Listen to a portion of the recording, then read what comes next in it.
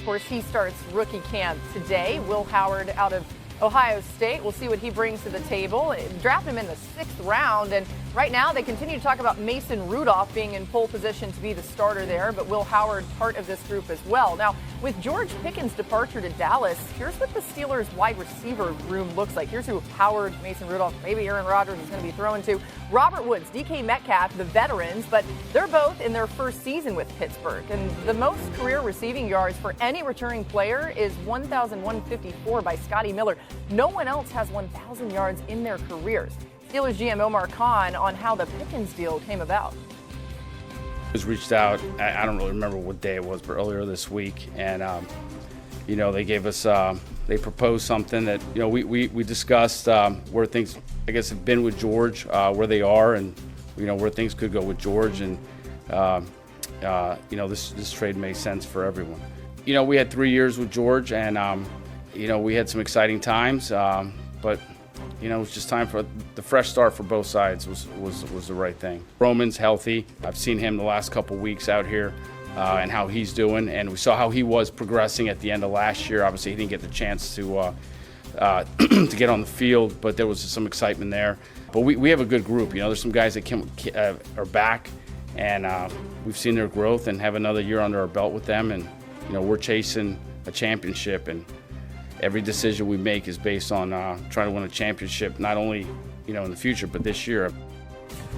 Yeah, I mean, right? That's what fans want to hear. But D. Wood, new quarterback, new wide receiver, new running backs. Do you expect there to be a leadership void amongst the players, especially on offense for the Steelers team? Well, usually when you talk about leadership, it happens organically. And the way it happens organically is by a few factors. One, guys who, been there, been through the fire, been through all the things that's been going on within the organization. But ultimately, what it comes down to? Production. Mm-hmm. You're not going to follow anyone who doesn't go out there and ball out on the field. And so, a guy that came to mind was Pat Fryermuth, guy who's been with the Pittsburgh Steelers, who's been a productive guy, fan favorite type of guy. That's the type of guy that I could ideally see to be, potentially be a leader. But ultimately, at the end of the day, the players in the locker room gravitate to the guys who are out there producing on the field. Yeah, and I think this leadership that that is voided with the Pittsburgh Steelers is going to come down to the quarterback position. Aaron Rodgers comes to mind for me. I think Aaron Rodgers comes in, he brings in a different leadership value, and it's a leadership value that I believe they need. They had Russell Wilson, it didn't work for them. Aaron Rodgers can come in and he can do the veteran leadership. He can take DK Metcalf, they can do special things. He can take the rookie running back, Jaylen Warren, under his wing, get them going a little bit, and then have that camaraderie with the offensive line to really protect him, and they can do something. Yep. You know something we don't know, that Aaron Rodgers is definitely going there? The way you said that, it sounded convincing. Yeah. Huh? You heard it here first. We put that on the bottom line, as reported by Kyle Van Noy. Yeah. Go ahead, Jeremy. Where are we on this Rodgers situation? So I've checked in on this with people with the Steelers. They say, look, we're still hopeful. We've been in contact with Aaron Rodgers, but there's no hard updates. We continue to wait. His first foray into free agency in 20 years was always going to be unpredictable, but they're counting on him essentially being the quarterback. They like Mason Rudolph as a backup plan. And look, at wide receiver, they're going to have to add somebody, but they like Roman Wilson, 3rd-round pick from last year. They say he's night and day better. He's off the injuries he had a year ago, so they expect him to step into a prominent role. They also have 3 third-round picks in 2026 they could package as a potential trade target for somebody else. Does feel like 2026 makes a lot of sense if they don't make moves, even if they get Aaron Rodgers at the quarterback position. It's supposed to be a better quarterback class.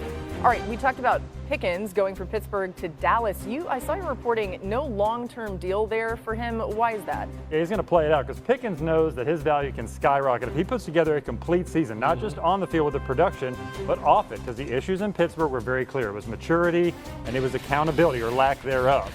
He can go to Dallas, try to show that, because from what I was told, he actually didn't want to leave Pittsburgh. He was loyal to Mike Tomlin, wanted to see it through, but then once the trade was going through, he's like, look, I get to play with Dak Prescott, the best quarterback he's had in the league, top 10 guy, really. And supporting cast, too. That's what I'm saying. He's got CeeDee Lamb there, so he's going to put up numbers for sure. If he can go in, be a good soldier, show that he can, be on the up and up from a personality standpoint, and the Cowboys know how to manage some of those personalities as well, so he's going to hit it big. Dallas is totally comfortable with that because they get a year with him, and they can get a comp pick if he does leave and sign somewhere else. Lord, let me tell you something. If you can't put up numbers this year, then I just don't understand it. And in a contract year with a top 10 quarterback, Come on. And Well, he's not getting double teamed like he was in Yeah. Pittsburgh. CD's taking a double team. No, that's a good point. I mean, you saw the numbers he put up in Pittsburgh is pretty remarkable considering, and he wasn't even healthy for some of that time. Now, Mina, we've talked a lot this offseason about some of the roster issues in Dallas. We turn our attention there. With most of the player movement now done, where are the holes still for the Cowboys? I think the biggest hole is the same as last year and the year before, and that's run defense. Kyle's Ravens ran for, I believe, 274 yards on them, and a they bad were not day. alone. This was a bottom 5 run defense by just about every metric. And while they addressed pass rush in the draft, they added a cornerback who I really like. The spine of the defense remains an issue for me. Defensive tackle, linebacker. I think Dallas's best chance of stopping the run is for the offense to be so productive that teams have to pass on them, because I do not think their run defense issues are fixed. All right, we'll leave it there and continue to keep our eyes on those Cowboys. But new on NFL Live, Jeremy, you have some news about Jaire Alexander. What's going on there? Yeah, checking on Alexander with the Packers. I'm told they have discussed a potential resolution to his contract situation. They've talked about a trade, but the Packers just simply have not been comfortable with any sort of deal. So I'm told that Alexander, as it stands, is prepared to honor his contract unless the Packers can come to an agreement on a revised deal that benefits both sides. So he's due $17+ million next year. Can they find a sweet spot? It is looking more and more likely that he'll be a Packer at this point. I think they can work something out, but we'll see. Huge for Packers fans and Green Bay's defense. All right, we're just getting started here on NFL Live. Jackson Dart, hey, you guys aren't with me on that. I was trying to have fun there. Nobody wanted to chime in. All right, let's go to the Giants. Jackson Dart getting ready to go, and you see him out there, Brian Dable right there in the mix with everything that Jackson Dart's going to be doing. Big question is, how soon do we see him? Giants head coach Brian Dable on Dart and their relationship from earlier today. Yeah, I'd say just with any young player, Patty, you're doing everything you can to, again, there's a long list of things that you have to go through with all these players. Quarterback is a particularly hard position mentally.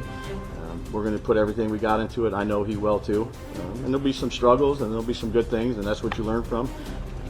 But excited to work with him. He's constantly, coaching me, and I think that's what I want to be around. I want to be I want to be coached the hardest, and I feel like that's going to help me excel at the highest level and help me reach my potential. So there's not another coach I'd rather be playing for. Oh man, it's been rough for the Giants since Eli Manning retired after the 2019 season. The G-men have thrown for 15 or fewer touchdowns in 4 of the 5 seasons since Eli left. That's twice as many as the next closest teams. Here's our Giants reporter Jordan Renan on how the quarterbacks look today.